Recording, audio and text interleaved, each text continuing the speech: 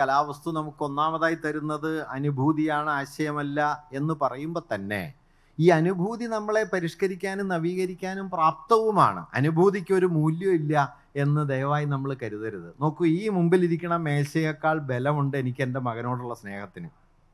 ഈ മേശ പൊളിഞ്ഞു പോകും, എൻ്റെ മകനോട് എനിക്കുള്ള സ്നേഹം അങ്ങനെ പോകുന്നില്ല. നോക്കൂ, ലോകത്ത് എവിടെയോ ഉള്ളൊരു മനുഷ്യന് വേണ്ടിയിട്ട് രക്തസാക്ഷിയാകാൻ നാട്ടിലെ വേറൊരാൾക്ക് കഴിയുന്നത് എന്തുകൊണ്ടാണ്? സാഹോദര്യം അത്ര ബലിഷ്ഠമായ അനുഭൂതിയായിട്ട് പ്രവർത്തിക്കുന്നുകൊണ്ടാണ്. അതുകൊണ്ട് അനുഭൂതികൾ വില കുറഞ്ഞൊരു കാര്യമൊന്നുമല്ല. അനുഭൂതി വളരെ പ്രധാനമാണ്.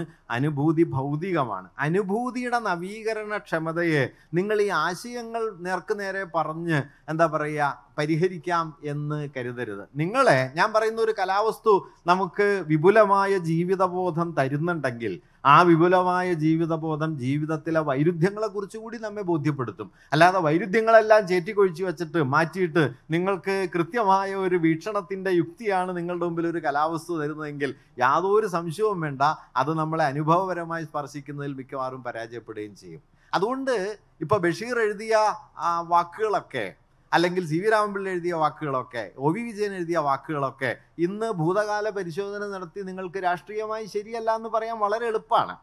മറിച്ച് ആ കലാവസ്തു നമ്മുടെ ചരിത്രത്തിൽ പ്രവർത്തിച്ച് എന്തായി തീർന്നു എന്നതാണ് പ്രധാനം. ഞാനിപ്പോൾ കരുതുന്നത് വാസ്തവത്തിൽ ഇതിലുള്ള ഒരു മധ്യവർഗപരമായ ഒരു തരം സ്യൂഡോ റാഡിക്കലിസം ഉണ്ട്.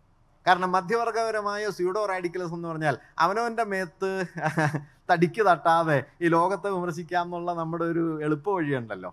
നോക്കൂ, ചരിത്രത്തിൽ റോട്ടിൽ ഇറങ്ങിക്കഴിഞ്ഞാൽ നിങ്ങൾക്ക് വൈരുദ്ധ്യങ്ങളുടെ നടുവിലേ നിൽക്കാൻ പറ്റൂ. വീട്ടിലിരുന്നാൽ ഒരു വൈരുദ്ധ്യം ഉണ്ടാവില്ല. വൈരുദ്ധ്യമൊക്കെ വീട്ടിലുണ്ട് കേട്ടോ, തിരിച്ചറിയാതിരിക്കാമെന്ന് മാത്രം. അതുകൊണ്ട് ഇപ്പം ഞാനൊരു ഉദാഹരണം കൂടി പറയാം. ഈ പറഞ്ഞ സന്ദർഭത്തോട് ബന്ധപ്പെടുത്തി കേസരി ബാലകൃഷ്ണപിള്ള ആദ്യത്തെ പത്രം തിരുവനന്തപുരത്താണ് നടത്തിയത്. 1922 മുതൽ 1926 വരെ അദ്ദേഹം സമദർശി നടത്തി. സമദർശിയിൽ എഴുതിയ ലേഖനങ്ങൾ വലിയ പ്രശ്നമായപ്പോൾ ഉടമയുമായിട്ട് തെറ്റി അദ്ദേഹം പത്രം നിർത്തി. പത്രാധിപത്യം രാജിവെച്ചു. പിന്നെ അദ്ദേഹം ഒരു പ്രതിജ്ഞ എടുത്തത് 2 കാര്യങ്ങളാണ്. ഒന്ന്, സ്വന്തം പത്രമേ നടത്തുള്ളൂ. 2, തിരുവനന്തപുരത്ത് പത്രം ഇറക്കില്ല. ഇത് 2ഉം പ്രതിജ്ഞ എടുത്തു. രണ്ടാമത്തെ പത്രം അദ്ദേഹം പണം പിരിച്ച് 1930 പ്രബോധകൻ തുടങ്ങി. പക്ഷെ തിരുവനന്തപുരത്ത് തന്നെ തുടങ്ങി.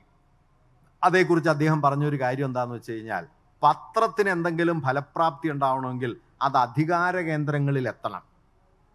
അതുകൊണ്ട് അധികാര കേന്ദ്രം തിരുവനന്തപുരം ആയതുകൊണ്ട് തിരുവനന്തപുരത്ത് തന്നെ ഞാൻ പത്രം തുടങ്ങും. പിന്നാലെ അദ്ദേഹം എഴുതിയ വാക്ക്, പത്രത്തിൻ്റെ സാമൂഹിക ഫലം എൻ്റെ ആദർശങ്ങളെക്കാൾ വലുതാണ് എന്ന് കരുതുന്നത് കൊണ്ട് ഞാൻ തിരുവനന്തപുരത്ത് തന്നെ പത്രം തുടങ്ങുന്നു.